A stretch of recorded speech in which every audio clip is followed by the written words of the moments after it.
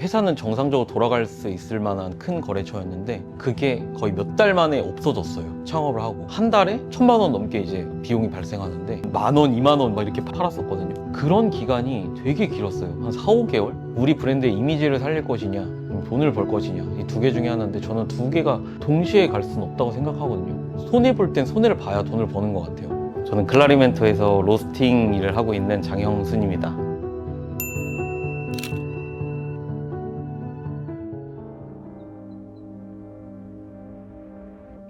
저는 원래 화학공학과를 전공했고요.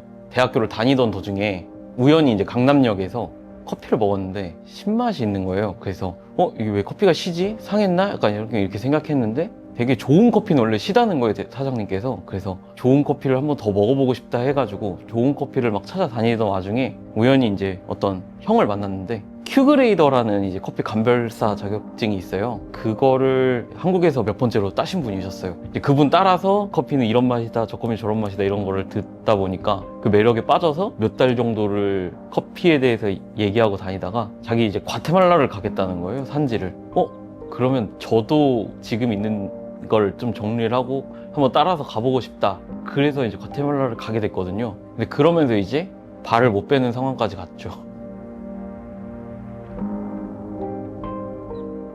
그리고 나서 로스팅을 되게 배워보고 싶은 거예요. 로스팅 공장에 들어가서 일을 하다가 센터커피 모집 공고가 들어왔는데 그때 조건이 되게 파격적이었어요. 연봉도 엄청 높고 운 좋게 입사를 하게 됐죠. 센터커피는 게이샤가 한국에 거의 없던 시절에 다 게이샤를 썼던 카페였는데 그렇게 좋은 원재료를 볼 수 있는 기회가 흔치 않잖아요. 그래서 너무 많은 좋은 걸 배웠는데 회사는 어쨌든 회사의 스타일이 있고 이게 가고자 하는 방향성이 있잖아요. 그렇게 로스팅을 거의 7년 넘게 하다 보니까 내가 공부한 바에 따르면 더 맛있는 스타일이 될 수 있을 것 같은데 그렇다고 이제 제 스타일을 할 수는 없는 거죠. 점점 이 갭이 되게 커졌던 것 같아요. 회사와 제가 추구하는 스타일의 갭이. 원래는 저는 항상 출근을 나오지 말라고 해도 나가고 제 회사처럼 일을 했었어요. 매일매일 출근하고 그리고 월급 받으면 생두 사서 로스팅 해보고 그게 거의 유일한 취미였는데 근데 그게 너무 재미가 없어지는 거예요. 이게 점점 이 스타일은 그냥 제가 아는 사람들한테밖에 못 주니까 내가 좋아하는 스타일대로 한 커피를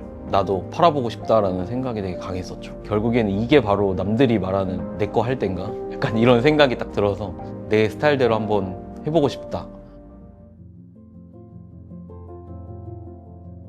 제가 이게 창업을 하고 되게 회사가 어려웠거든요. 그리고 창업을 할 때 또 비하인드가 있는데 엄청 큰 거래처를 하나 있었어요. 거기만 납품을 해도 회사는 정상적으로 돌아갈 수 있을 만한 큰 거래처였는데 제가 이제 사업 초보다 보니까 거기 회사 말을 너무 믿었던 거예요. 그게 거의 몇 달 만에 없어졌어요. 창업을 하고. 창업을 해보신 분들은 알겠지만 이게 리스를 하거든요. 보통 이렇게 비싼 억대 로스터기를 구매를 바로 현금으로 하지 못하고 리스를 하거나 뭐 대출을 하는데 리스의 월세 이제 직원 인건비 그때는 이제 또 그곳을 납품하기 위해서 직원도 한 명이 있었어요. 그렇게 하니까 한 달에 숨만 쉬어도 1,000만 원 넘게 이제 비용이 발생하는데 근데 그게 없어진 거예요. 10,000원, 20,000원 막 이렇게 팔았었거든요. 그러다가 이제 뭐 50,000원 팔고 그런 기간이 되게 길었어요. 한 4, 5개월? 제가 모아놓은 돈이 거의 5달 만에 다 사라진 거예요. 고통의 시간이 되게 오래되고 어떻게 하면 더 잘 팔 수 있을까를 되게 고민을 하게 되잖아요. 그렇게 팔다 보니까 어느 순간 제 로스팅 스타일이 점점 더 다크해지는 거예요. 손님들이 저 신 거 싫어요 이렇게 하면 또 다 다크해지고 점점 한도 끝도 없이 다크해졌었어요. 커피들이. 그러면서 제가 느낀 게 제가 어느 순간 커피를 안 먹는 거예요. 아침에 원래 아침에 출근을 하면은 모든 커피를 내려보고 먹어보고 이게 너무 행복했는데 그걸 안 하는 거예요. 왜냐면 이게 제가 원하는 방향성이 아니었기 때문에 1년이 좀 지났을 때 되게 후회했어요. 창업한 걸. 내가 왜 이걸 괜히 했을까. 어차피 지금도 내가 원하는 걸 못하고 있는데 그러다가 이제 진짜 경영이 힘들어져서 직원도 내보내고 저랑 여자친구랑 둘이서 이제 운영을 했었어요. 빚도 되게 많아지고 그만할 때가 된 것 같다. 접어야 되겠다. 진짜 이 마음을 했거든요. 제 어릴 때부터 친한 친구가 평택의 삼성전자 공장에 노가다 하는 게 있어요. 전기 배선 노가다 하고 이거를 저한테 돈을 엄청 많이 벌 수 있다. 그러면은 이거 접고 노가다를 해야 되겠다. 그래서 빚을 탕감하고 다시 무언가 다른 일을 찾아보자. 약간 이 생각까지 진짜 갔었거든요. 유튜브를 같이 해서 콜라보를 하자는 제안이 한번 들어왔어요. 그때 제가 돈이 없잖아요. 근데 유튜브 콜라보를 하려면은 그래도 2천만 원 상당의 생두를 구비를 해놔야 되고, 그것도 되게 좋은 생두를 사야 되고, 그래야만 이제 흥미롭게 팔 수 있으니까. 그래서 어떻게 하지 하는데, 여자친구가 자기 명의로 신용대출을 받아준 거예요. 그때 이제 내가 하고 싶은 스타일대로 맘껏 해보고 접자, 진짜 그 생각을 딱 했거든요. 정말 제가 좋아하던 스타일을 갈고 닦아서 정말 많은 연습을 하고, 그 다음에 그 이제 유튜버와 콜라보를 딱 한 거예요. 근데 그게 생각보다 반응이 엄청 좋은 거예요. 손님들도 엄청 많이 생겼고, 그리고 거래처도 되게 많이 생겼고, 그 다음 달, 그 다다음 달이 매출이 막 거의 배가 넘게 계속 뛴 거예요. 몇 달 동안. 그때 이후로 되게 살아나게 됐거든요. 근데 지금 와서 생각을 해보면, 그때 유튜버와 콜라보 할 때 마지막이라는 생각을 갖고 열심히 한 것도 있었겠지만 마진일 없이 했어요. 마지막이니까 내 진정성을 많은 사람들이 봐줬으면 좋겠다는 생각에, 저희 회사는 아무것도 아닌데 믿고 저한테 의뢰를 했던 그 유튜버한테도 되게 큰 수익을 줬으면 좋겠다라는 그런 마음이 더 많았던 것 같아요. 그래서 내 마진을 아예 거의 없게 하고 그 다음에 열심히 해보자, 그 마인드를 했는데 그게 되게 좋았었어요. 그래서 저는 지금도 사실은 그때 그 느낌이 있기 때문에 커피 품질에 있어서는 타협은 하지 않는 것 같아요. 제가 되게 맛있다고 생각하는 거, 저는 아예 산미가 없는 커피를 제가 아예 먹지를 않기 때문에, 저희 커피를 구매해 보신 분들은 알겠지만 굉장히 다크한 커피도 그 안에 산미가 조금씩 다 있는 스타일이 된 것 같아요. 스페셜티를 어떻게 하면 팔 수 있을까가 되게 고민이었어요. 그러니까 스페셜티가 수백만 원씩 하는 커피들도 등장했고 수천만 원씩 하는 커피들도 등장하는데, 그거를 돈이 없어서 못 사는 건 아니거든요. 그거를 샀을 때 판매를 할 수가 있어야지 되는데, 한 잔에 50만 원 드시겠습니까? 절대 먹을 확률이 없다고 생각하거든요. 저는 소비가 될 수 있는 공간은 저는 호텔이라고 생각해요. 그래서 제가 가지고 있는 맨 마지막 꼭대기에 있는 목표가 호텔을 해보고 싶다는 생각이 있거든요. 그 호텔에서는 거의 모든 서비스가 금액에 상관없이 소비하는 소비층이 되게 많을 수 있다고 생각하거든요.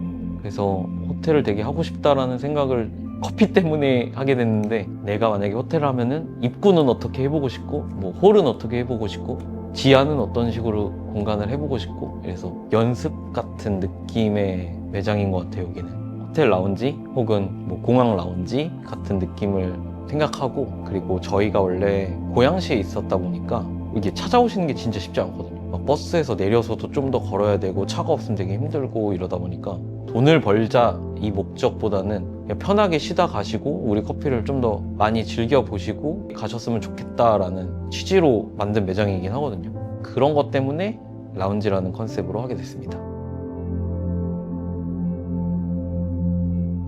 사실 필터 커피라는 거에 좀 집중했었어요. 저는 에스프레소 커피보다 필터 커피를 좀 더 좋아하는 성향이거든요. 그러면 이거를 필터 커피를 대용량으로 팔 수 없을까라는 관점에서 한번 생각을 해봤는데, 외국은 이미 하고 있더라고요. 그래서 대용량 핸드드립을 했을 때 어떻게 나올까라고 바라봤는데, 저는 처음 먹었을 때는 진짜 맛이 없더라고요. 정말 깜짝 놀라게 맛이 없더라고요. 그래서 어떻게 하면 맛있게 만들 수 있지? 라고 생각해서 이제 뭐 로스팅이랑 추출이랑 이런 거를 많이 지금 수정했고, 그리고 지금도 사실은 계속 수정을 거듭하고 있는 것 같아요. 테스트 해보고. 근데 지금은 그래도 저는 되게 만족스럽게 먹거든요.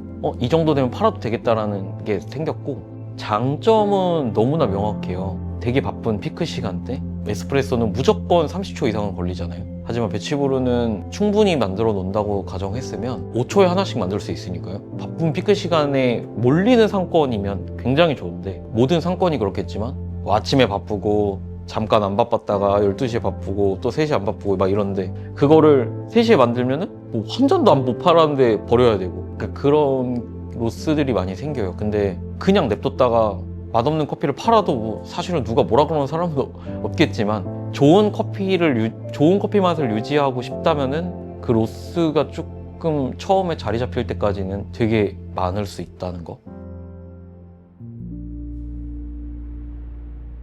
제가 뭐 큰 돈을 벌어보지는 못했지만, 제 경험에 빗대서 이제 말씀을 드리자면, 저는 손해볼 땐 손해를 봐야 돈을 버는 것 같아요. 아까도 뭐 저희가 같이 콜라보하는 행사라던가 그러면 이제 당연히 그 행사 주최자들도 돈을 벌어야 되기 때문에 수수료가 있잖아요. 근데 거기다가 이제 제가 돈을 벌려고 해버리면 물건 가격은 당연히 비싸질 수밖에 없거든요. 그러면 이제 그때부터 선택을 해야 되는데 우리 브랜드의 이미지를 살릴 것이냐 돈을 벌 것이냐 이 두 개 중에 하나인데 저는 두 개가 동시에 갈 수는 없다고 생각하거든요.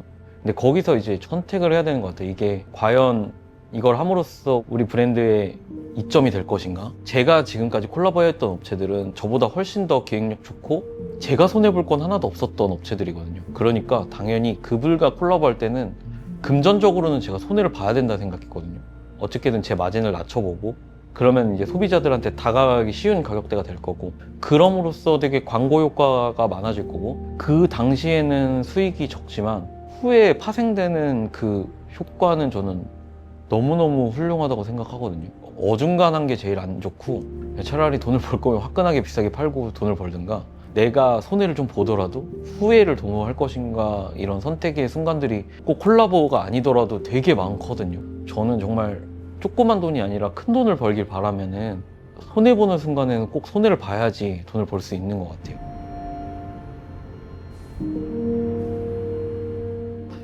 마곡점은 약간 스토리가 있는데 제가 매장 오픈하려는 순간부터 정말 매일 오시는 단골 손님이 있거든요. 근데 그 단골 손님이 최근에 이제 카페를 하고 싶다고 하셔가지고 이제 여기저기 알아보신 거예요, 프랜차이즈를. 이제 시음 같은 걸 해보시고 막 만족이 안 되신다는 거예요. 그래서 무조건 클라리멘토를 내주세요 이렇게 했는데 처음에는 저는 가맹점을 할 생각이 전혀 없었거든요. 그러니까 앞서 말한 뭐 품질 관리나 이런 부분도 제 생각에 있었고 그리고 복잡해질 것 같고 가맹 로열티나 뭐 이런 게 있더라도 그렇게 큰 돈이 되는 것도 아니고 내 이름을 걸고 해야 되는 건데 되게 열심히 해도 본전일 것 같은 느낌? 하기 싫었는데 몇 번을 찾아오신 거예요.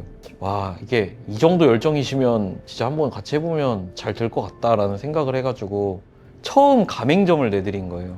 가맹점이지만 제가 제일 좋아하는 직원 2명을 보냈거든요. 그 이유가 저는 제가 믿고 맡길 수 있는 사람이 거기에 담당자로 갔으면 되게 좋겠다. 왜냐면은 그 퀄리티가 유지돼야 우리 색깔이 잊어버리지 않을 수 있다고 생각해서. 근데 그 마곡이 생각보다 너무 퀄리티가 잘 나오더라고요. 그래서 이제 추출은 내가 우리 직원들 믿고 맡겨도 되겠다라는 생각을 하게 만든 것 같아요. 저는 향후에는 이제 커피 가격은 계속 올라갈 거고 맛있는 거보다 저는 더 중요한 게 희소성이라고 생각하거든요. 판매에 있어서 맛있는데 100군데서 팔면은 사실은 되게 경쟁하기가 힘들어요. 왜냐면 가격 경쟁도 붙을 거고 지금 한국 시장에서는 그런 게 너무 비일비재하거든요.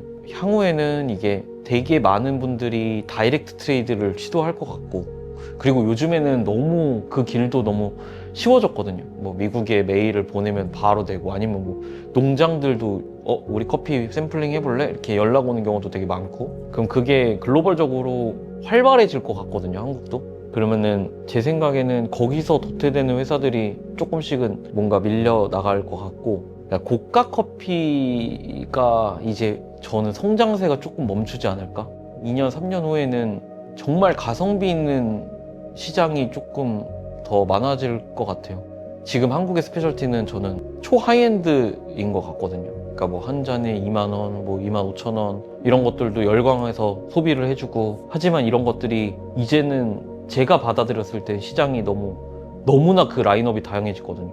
그러니까 옛날에는 뭐 이거 먹으러 여기 갔다면 이제는 동네에 하나씩 이걸 파는 데가 있고 이런 비싼 고가의 커피들을 근데 그것들이 이제 너무 포화 상태라고 생각해서 잘 안 팔릴 시기가 분명히 곧 다가올 거고 그러면은 또 가성비 좋은 커피들이 또 살아남는 시대가 올 것 같고 결국에 그렇게 되려면 다이렉트 트레이드를 하는 업체들이 조금 더 부각될 것 같아요.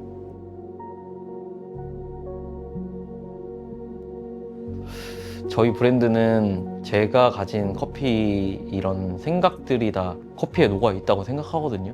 물론 커피가 호불호가 있을 수 있지만 최대한 편하게 이 커피를 즐길 수 있도록 다소 연하게 느껴질 수도 있겠지만 그렇게 만들어서 제공을 하고 있어요. 그래서 그런 것들을 좀 커피를 평가해야지 약간 이런 느낌보다는 그냥 편하게 와서 클라리멘토라는 브랜드를 좀 즐겨주셨으면 좋겠습니다.